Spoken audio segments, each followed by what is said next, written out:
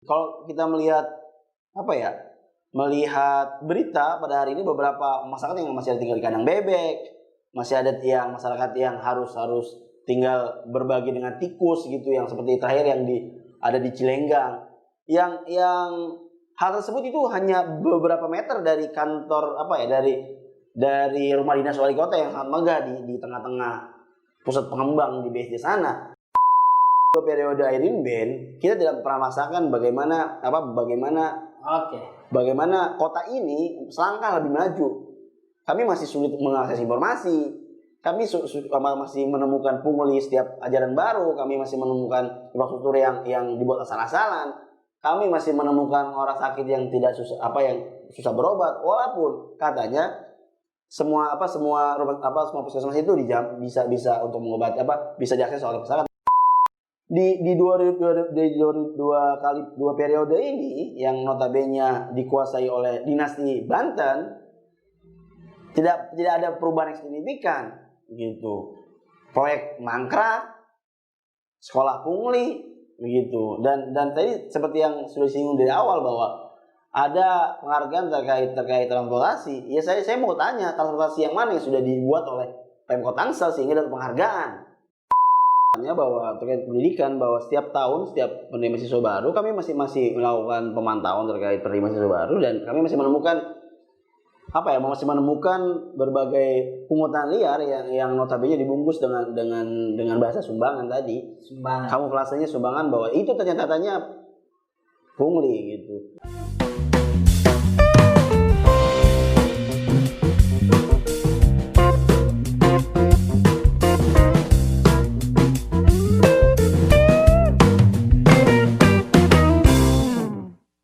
Tadi kan udah dipaparin tuh ada beberapa masalah-masalah yang ada di Kota Tangerang Selatan, diantaranya tadi pendidikan, kemudian kesehatan, infrastruktur, keterbukaan informasi, berbagai macam masalah yang telah diungkapkan tadi oleh Bung Jupri. Padahal juga pemerintah Kota Tangerang Selatan mengklaim sederet prestasi yang telah didapatkan olehnya gitu. Nah, lantas apa yang baik sebenarnya dari 10 tahun kepemimpinan Airin, apa yang teman-teman nilai baik selain daripada buruknya daerah masalah yang disebutkan tadi? Apa yang baik? Nah, bicara baik ya. Tidak ada yang baik sama sekali gitu kan. Tapi nggak mungkin dong, pasti ada. Iya. Mungkin yang hari ini terasa baik ya, ada pendidikan sedikit walaupun sedikit, bahwa di layanan kesehatan bahwa ada sekitar 29 kalau tidak salah, 29 puskesmas, dan hari ini sudah mulai ngebangun puskesmas yang levelnya di bawah tingkat RSUD yang tipe D ya, kalau nggak salah tipe D atau tipe C gitu, di 2 kecamatan. Saya pikir itu capaian dan beberapa layanan kesehatan yang cukup respon di tingkat puskesmas. Itu perlu diapresiasi juga, karena dan itu menjadi catatan kita, dan itu tetap akan kita kawal sampai pada tahapan yang benar-benar dapat kita katakan sudah cukup bagus atau bagus gitu. Karena bicara yang lain ya, apa yang bisa kita lihat selain hal tersebut? Akses pendidikan masih sulit, infrastruktur masih banyak belum selesai, dan bicara soal infrastruktur hampir rata semua dibangun oleh swasta begitu. Dan mungkin terkait pelayanan beberapa PD yang saya pikir cukup perlu diapresiasi gitu, seperti hari ini ya di Sukcapil terkait pengurusan Adminduk. Saya pikir sudah lebih maju bagaimana dia menggunakan kelurahan kecamatan untuk membantu proses Adminduk tadi. Ada beberapa dan tanpa pungli, dan kita juga merasakan bahwa responsif di website, di sosmednya juga, dan saya pikir itu perlu diapresiasi. Itu terkait di luar itu semua, dan itu menjadi catatan kita, dan itu perlu juga dikawal, karena biasanya ketika sudah berganti rejim, berganti pula juga jabatan-jabatan yang hari sudah bagus, dan itu menjadi catatan kita tadi yang soal Adminduk tadi, dan mungkin itu bisa dipertahankan dan itu bisa diduplikasi ke beberapa PD lain gitu. Ada anjungan untuk mencetak Kia, terus sekarang bisa juga cetak kakak tanpa harus langsung datang ke datang langsung ke kantornya. Dan saya pikir terobosan seperti itu yang perlu juga kita apresiasi, karena beberapa tahun yang lalu kita masih melihat antrian di Dukcapil itu masih pakai sendal batu untuk mengantri sedari subuh. Saya pikir itu hari ini sudah tidak terlihat lagi gitu, karena sudah bisa melakukan kerjasama atau membuat kerjasama dengan kecamatan dan kelurahan, sehingga masyarakat tidak perlu juga susah-susah untuk mengakses admin tadi, catatan sipil tadi. Nah itu mungkin itu yang catatan dari kami. Selain itu ya masih belum ada terkait beberapa program lainnya. Dinas pendidikan masih nol, ya dinas kesehatan beberapa masih compang-camping lah, perlu perbaikan lagi. Ya termasuk di isu-isu pelayanan publik, termasuk di kelurahan masih setengah jalan gitu. Ya saya pikir yang perlu juga ditingkatkan adalah pelayanan dasar yang menyentuh ke masyarakat, seperti layanan kelurahan sampai kecamatan, karena lagi-lagi terkadang di kelurahan ini dekat sama masyarakat tapi rasanya agak sulit untuk mengakses, karena lagi-lagi OPD kecamatan sekitar OPD tidak punya standar operasional yang bagaimana memberikan pelayanan di tingkat kelurahan gitu. Kita masih menemukan ketika masuk kelurahan kosong, masih menemukan proses administrasi di luar meja pelayanan, masih di warung kopi dan lain sebagainya. Itu menjadi catatan kita. Dan saya pikir ketika pemerintah Kota Tangerang Selatan bisa memperbaiki itu semua, saya pikir yang hari ini yang paling penting adalah layanan dasar yang di tingkat kelurahan yang notabene bertatapan langsung dengan masyarakat. Yang kedua itu pendidikan. Ketika kesehatan sudah mulai berjalan agak bagus dan pendidikan ditingkatkan pelayanannya, dan kemudian layanan yang notabene langsung berhadapan dengan masyarakat diperbaiki, saya pikir tingkat kepercayaan masyarakat terhadap pemerintah Kota Tangerang Selatan akan juga meningkat. Nah, jadi kepercayaannya tinggi loh, tingkat kepercayaannya. Ya karena gini, karena benar bahwa ya karena masyarakat sudah 10 tahun diberikan layanan yang harinya yang notabene di bawah standar. Ketika diberi agak sedikit perbaiki sedikit, ya mereka merasa puas karena hari-hari mereka dilalui dengan pelayanan yang cukup di bawah standar gitu. Jika menuju pelayanan standar yang sesuai dengan misalnya SOP atau SOP yang sudah ditentukan oleh PDRB atau semacamnya gitu, ya akan sangat jomplang. Nah ini perlu. Artinya Anda mau bilang bahwa apa yang dilakukan oleh pemerintah Kota Tangerang Selatan peningkatannya sejauh ini semestinya masih bisa jauh lebih baik. Iya, semestinya dan harus. Tapi ini saya harus katakan bahwa memang standarnya masyarakat Tangsel memang standarnya minim. Iya, karena ya harus dikatakan bahwa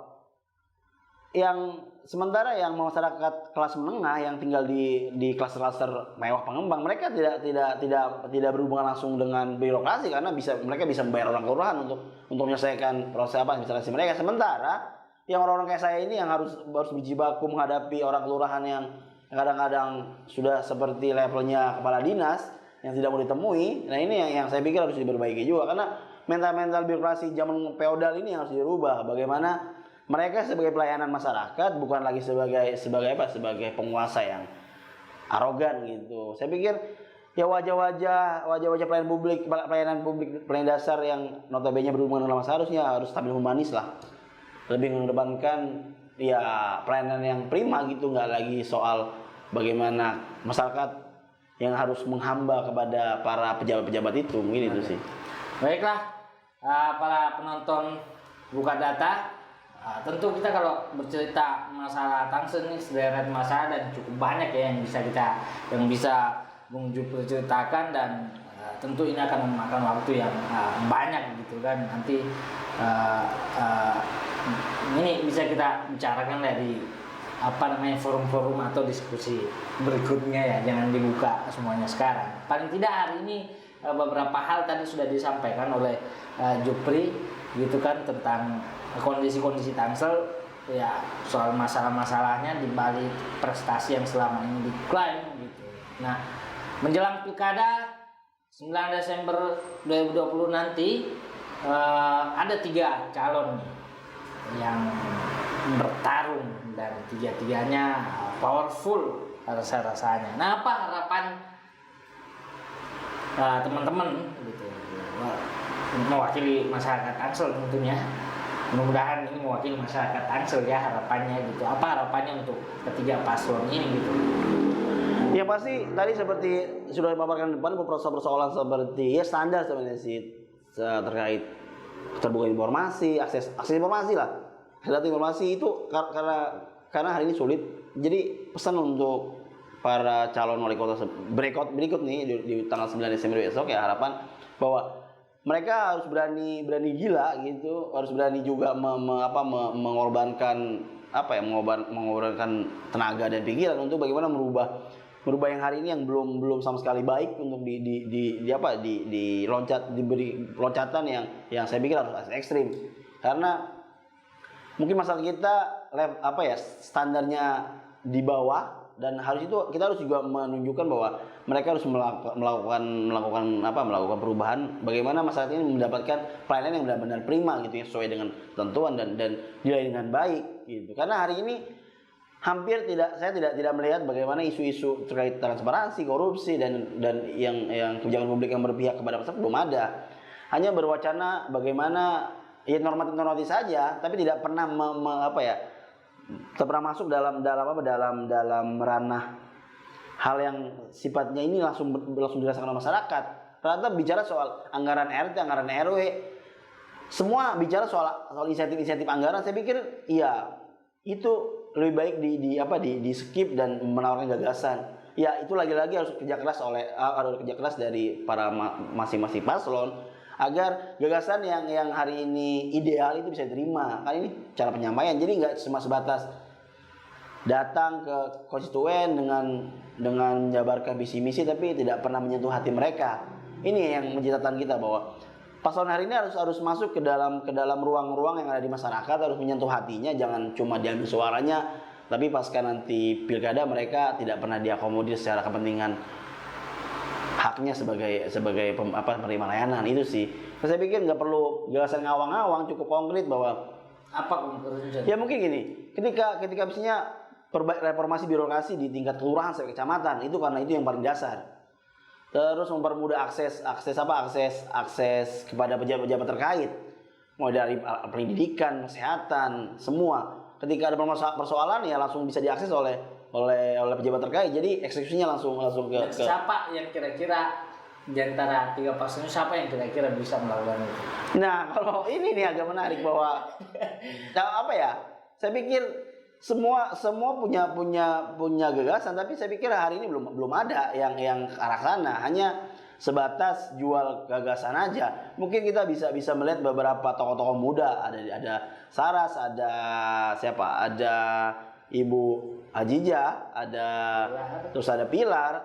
Namun sepertinya mereka terbawa situasi Tangsel, jadi tidak bisa memberikan warna tersendiri gitu. Ini yang saya sayangkan, bahwa harusnya mereka tim mereka observasi nih apa kebutuhan masyarakat Tangsel sendiri. Jangan sampai masuk ke Tangsel tapi tidak pernah tahu ini asal usul dari mana. Mereka tidak paham peta masalah. Ini kan jadi masalah yang amat sangat krusial, karena mereka masuk ke dalam satu wilayah yang notabene buta peta gitu. Jangankan di hutan, di kota pun kalau nggak tahu peta ya akhirnya nyasar. Karena mereka tidak paham kultur, tidak pernah paham struktur sosialnya, tidak pernah paham soal bagaimana kebutuhan masyarakatnya. Lagi-lagi bahwa harus ada pendekatan humanis, pendekatan hati jadinya, sehingga nantinya mereka diterima lahir dan batin, nggak cuma diterima uangnya saja terus nyoblos di bilik suara selesai.